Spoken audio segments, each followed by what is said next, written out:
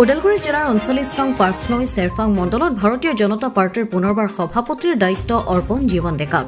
আজি সন্ধিয়া ভাৰতীয় জনতা পাৰ্টীৰ পাঁচনৈ চেৰফাং মণ্ডলৰ কাৰ্যালয়ত বিজেপিৰ এখন সভা অনুষ্ঠিত কৰা হয় উক্ত সভাতেই ভাৰতীয় জনতা পাৰ্টীৰ পাঁচনৈ চেৰফাং মণ্ডলত পুনৰবাৰ সভাপতিৰ দায়িত্বত জীৱন ডেকাক অৰ্পণ কৰাৰ বিজেপিৰ পাঁচনৈ চেৰফাং সমষ্টিৰ কাৰ্যকৰ্তাসকলে একোখনকৈ ফুলাম গামোচাৰে উষ্ম আদৰণি জনোৱাৰ লগতে সম্বৰ্ধনা জনোৱাও পৰিলক্ষিত হয় উল্লেখযোগ্য যে ভাৰতীয় জনতা পাৰ্টীৰ ৰাজ্যিক সভাপতি তথা সাংসদ দিলীপ শইকীয়া আৰু ওদালগুৰি জিলা বিজেপিৰ সভাপতি সুনীল কুমাৰ বসুমতাৰীয়ে পুনৰবাৰ মণ্ডলৰ দায়িত্ব অৰ্পণ কৰাত ধন্যবাদ জনাই সভাপতি জীৱন ডেকাই আজিৰ সম্বৰ্ধনা অনুষ্ঠানত বিজেপিৰ মাজবাট মণ্ডলৰ উপ সভাপতি টিকেন উপাধ্যায় সাৰ্জিও চাওৰা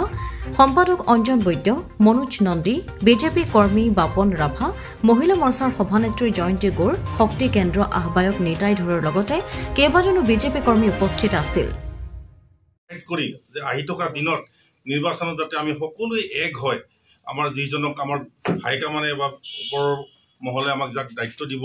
বা যাক টিকেট দিব সেই সকলক যাতে আমি জিকাই নিব পাৰোঁ তেতিয়া সেইটো আমাৰ অস্তিত্ব জীয়াই থাকিব বুলি মই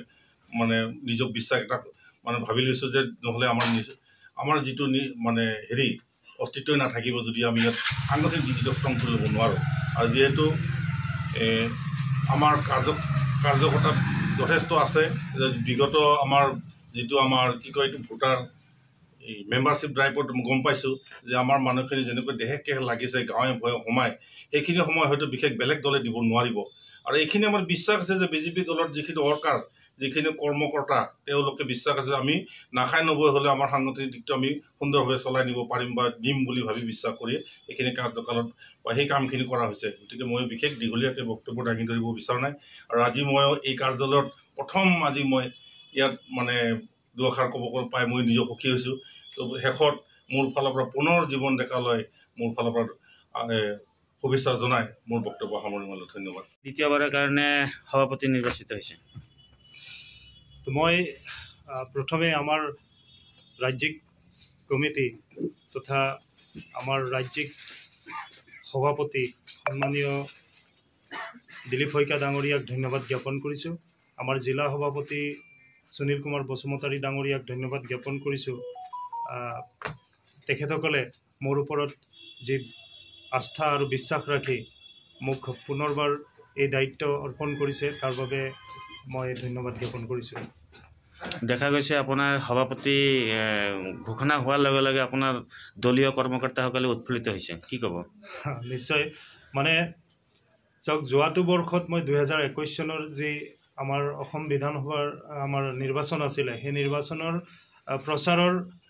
মধ্যভাগতে মোক এই দায়িত্ব অৰ্পণ কৰা হৈছিল আৰু সেই দায়িত্ব গ্ৰহণ কৰিয়ে মই আমাৰ এই যি সাংগঠনিক স্থিতি এই সাংগঠনিক স্থিতি মই যিমানখিনি পাৰোঁ শক্তিশালী কৰাত পাঁচনৈ চেৰফাঙত মই মানে গুৰুত্ব দিছিলোঁ আৰু সকলো জাতি জনগোষ্ঠী মাজবাট এখন মিনি ভাৰত বুলি কোৱা হয় ইয়াত সকলো জাতি জনগোষ্ঠীৰ লোকে বসবাস কৰে গতিকে মই সকলোৰে লগত সমভাৱ বা সকলোকে মৰম জ্যেষ্ঠজনক শ্ৰদ্ধা কৰাৰ কৰিছিলোঁ আৰু দলীয়ভাৱে দলত সকলোৰে লগত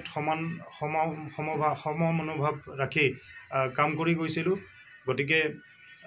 সেইফালৰ পৰা হয়তো সকলো কাৰ্যকৰ্তা আমাৰ ইয়াত পাঁচনৈ চেৰফাং মণ্ডলক মোক সভাপতিৰ এই দায়িত্ব অৰ্পণ কৰাৰ পিছত তেখেতসকল অতিকৈ উৎফুল্লিত আৰু মই অনাগত দিনত আশা কৰোঁ যে সন্মানীয় ৰাজ্যিক সভাপতি ডাঙৰীয়াই নেতৃত্ব লোৱাৰ পিছত যিদৰে অসম ৰাজ্যিক বিজেপিত এই সাংগঠনিক স্থিতিসমূহ একেবাৰে শক্তিশালী হ'ব ধৰিছে তেখেতে দেখুৱাই যোৱা পদাংক আৰু সন্মানীয় জিলা সভাপতি শ্ৰদ্ধা সুনীল কুমাৰ বসুমতাৰী দেৱে যি নিৰ্দেশ প্ৰদান কৰিব সেই নিৰ্দেশ মই আখৰে আখৰে পালন কৰি ভাৰতীয় জনতা পাৰ্টীক পাঁচনৈ চেৰফাং মণ্ডলত আৰু অধিক শক্তিশালী কৰাত আমি মণ্ডলৰ সকলোবোৰ কাৰ্যকৰ্তাক লগত লৈ আমি ইয়াত অধিক শক্তিশালী কৰিব পাৰিম আৰু আহি থকা যি বিডিচি নিৰ্বাচন এই নিৰ্বাচনত আমি আমাৰ পাৰিষদজন পুনৰবাৰ আমি নিৰ্বাচিত কৰি আমি পৰিষদলৈকে পঠিয়াব পাৰিম বুলি আমাৰ দৃঢ় বিশ্বাস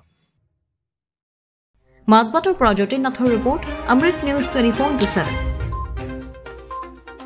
অমৃত প্ৰবাহ